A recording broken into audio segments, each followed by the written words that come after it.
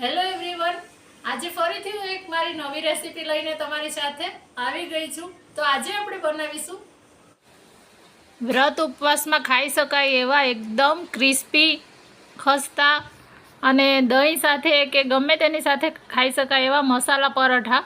તો આ પરોઠા સૂકી ભાજી સાથે, બટાકાના રસાવાળા શાક સાથે કે પછી દહીં સાથે ખાઈ શકો છો. અને વ્રત ઉપવાસ કરતા હોય તો એવા ટાઈમે આપણને બટાકા અને ખાઈને કંટાળી ગયા હોય તો તમે આ બનાવી શકો છો. એકદમ હેલ્ધી છે અને ફટાફટ બની પણ જાય છે. બનાવતા પણ વાર નથી લાગતી અને વ્રત ના કરતા હોય એ લોકોને પણ ખાવાનું મન થઈ જશે. તો એના માટે મેં અત્યારે રાજીગરાનો લોટ લીધો છે. રેડીમેડ બહાર તૈયાર મળે જ છે. એ રાજીગરાનો લોટ મેં અત્યારે 200 ગ્રામ એટલે કે 2 કપ જેટલો, 2 મોટા વાટકા જેટલો લીધો છે. હવે આની અંદર આપણે પહેલાં મસાલા કરીશું. તો પહેલાં મેં 1 ટેબલ સ્પૂન જેટલા તલ લીધા છે, સફેદ તલ. ત્યાર પછી આપણે આની અંદર મરી પાવડર લેવાનો છે. મરી પાવડરથી સરસ આનો ટેસ્ટ સરસ આવે છે. અને આ છે એ બ્લેન્ડ લાગે એટલા માટે અંદર મસાલા સરખા કરવાના. તો 1 નાની ચમચી મરી પાવડર અને 1 નાની ચમચી મેં અધકચરું વાટેલું શેકેલું જીરું લીધું છે. તમારી પાસે જીરું પાવડર હોય તો એ પણ લઈ શકો છો, અને ના હોય તો જીરાને થોડું શેકી અને એ પણ લઈ શકો છો. ત્યાર પછી આની અંદર 1 મોટો ટુકડો આદુનો આ રીતે છીણીને લેવાનો છે. આદુથી આનો ટેસ્ટ બહુ જ સરસ લાગે છે. ફરાળી વાનગીની અંદર આદુનો ટેસ્ટ સારો લાગતો હોય છે.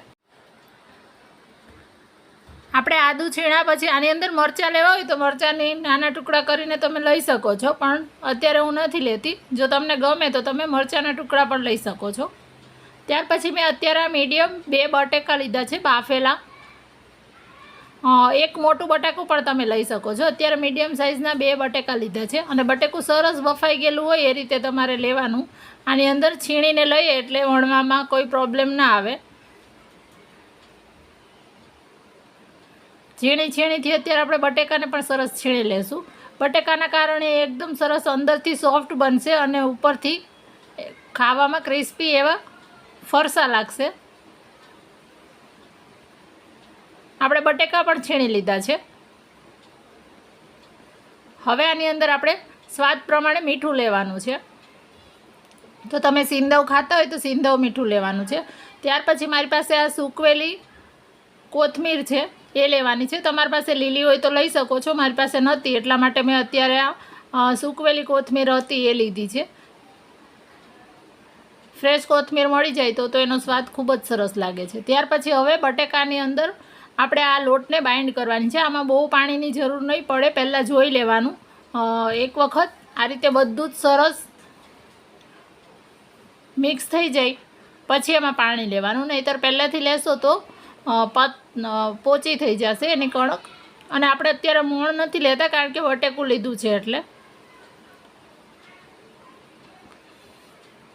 મોણની આમાં જરૂર નહીં પડે.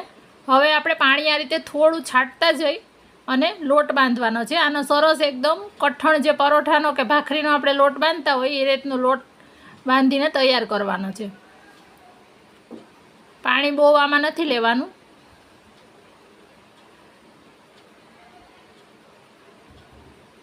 ચાર મોટી ચમચી 4-5 મોટી ચમચી જેટલા પાણીની અંદર જ આપણી કણક છે સરસ તૈયાર થઈ જશે. જો આ રીતની કણક આ તૈયાર થવી જોઈએ. આને રેસ્ટ નથી આપવાનો, અત્યારે ડાયરેક્ટ જ હવે આપણે બનાવી જ લેવાના છે. આમાં રેસ્ટ આપવાની કોઈ જરૂર નથી. પણ આ રાજીગરો છે એટલે રાજીગરાનો લોટ ચોટતો હોય છે, એટલા માટે શું ધ્યાન રાખવું એ આપણે અત્યારે હવે વણવામાં ધ્યાન રાખવાનું છે. આ રીતે મેં અત્યારે 5 લુવા બનાવી લીધા છે. આનાથી તમે નાની કે મોટી બનાવી શકો છો, એ રીતે તમારે એને લુવા બનાવવાના. અત્યારે મેં બટર પેપર લીધું છે, એને તેલથી ગ્રીસ કરી લઈએ છીએ. તમારી પાસે ના હોય તો તમે પ્લાસ્ટિકની શીટ, જે જાડું પ્લાસ્ટિક આવે છે બહારથી મધુર સુગરની કે પછી આશીર્વાદ આટાની અથવા દૂધની કોથળી ઘરે હોય છે, એને ધોઈ કટ કરી અને એ પ્લાસ્ટિક તમે લઈ શકો છો.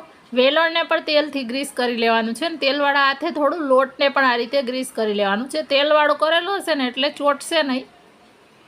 હવે એને સરસ વણી લેવાનું છે. તો આની થિકનેસ આપણે રાખવાની છે, એકદમ પતલું નથી કરવાનું. અને આ રીતે એને મીડિયમ થીક વણી લેવાનું છે.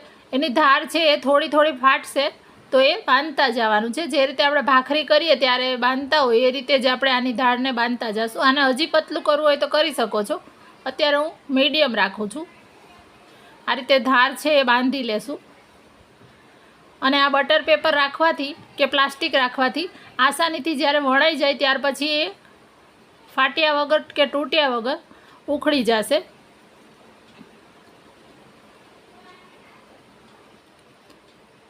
અત્યારે તમે જોઈ લેજો કે કેટલું પતલું કરવાનું છે એ હું બતાડી દઈશ. હમણાં એનું ટેક્સચર છે, એની થિકનેસ આ રીતે જ્યાંથી ફાટેલું કે ધાર લાગે તો એ કાઢી નાખવાનું. જો આટલું કરવાનું છે થીક, જે આપણે ઘરે ભાખરી બનાવતા હોય એટલી થીક રાખવાનું છે, ભાખરીથી થોડું પતલું. હવે તવો સરસ ગરમ કરી લેવાનો છે અને તવો એકદમ ગરમ થાય એટલે આપણે એની ઉપર 1 ચમચી જેટલું તેલ લેવાનું છે. અત્યારે હું તેલમાં બનાવું છું. તમે ઘીમાં બનાવતા હોય તો સરસ લાગે છે, ઘીમાં પણ બનાવી શકાય છે, પણ અત્યારે આપણે તેલમાં બનાવીએ છીએ. ઉપરથી પણ હવે થોડું તેલ એડ કરી દેવાનું છે. 1 ચમચી જેટલું તેલ આપણે ઉપરથી એડ કરીશું. તમને કેટલા ઓછા તેલમાં વધારે તેલમાં કેવા બનાવવા છે એ રીતે તમારે તેલ ઘી જે યુઝ કરવું હોય એ કરી શકો છો.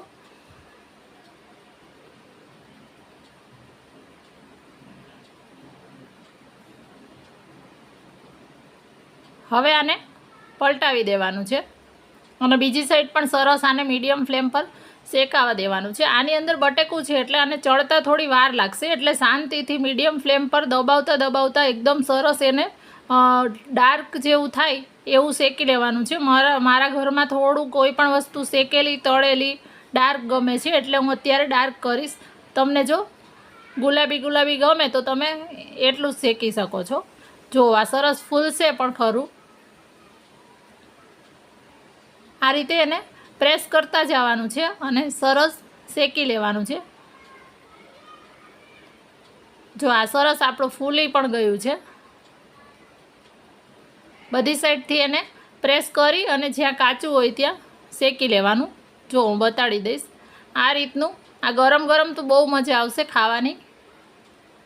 આ આપણું એક પરાઠું તૈયાર થઈ ગયું છે. આ રીતે જ આપણે બીજા પરાઠા બનાવી લઈશું. હવે આપણે તવીને ગ્રીસ કરવાની જરૂર નથી. પહેલી વખત ગ્રીસ કરવી પડી, બીજી વખત આપણે એમનેમ જ એને થોડું તેલ એડ કરી અને શેકી લીધા છે. બધા જ આપણા આ રીતે પરાઠા તૈયાર થઈ ગયા છે. અત્યારે હું દહીં સાથે સર્વ કરું છું. તમે આને બટાકાનું ફરાળી શાક સાથે, સૂકી ભાજી સાથે કે પછી શ્રીખંડ પૂરી બનાવતા હોય છે આપણે એ રીતે જ આની સાથે સાંબાની ખીર, બટાકાની સૂકી ભાજી અને આ પરોઠા એવું કોમ્બિનેશન પણ વ્રતમાં કરી શકો છો. અત્યારે આપણે પ્લેન દહીં સાથે જ સર્વ કરીએ છીએ.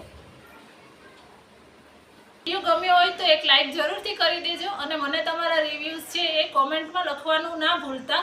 અને ચેનલને હજી સુધી જો સબસ્ક્રાઈબ ના કરી હોય તો સબસ્ક્રાઈબ પણ કરી દેજો અને બાજુમાં જે બેલ આઇકોન છે એને પ્રેસ કરી દેજો કે જેથી નવા વિડીયોની નોટિફિકેશન તમને સૌથી પહેલાં મળી જાય. Thank you.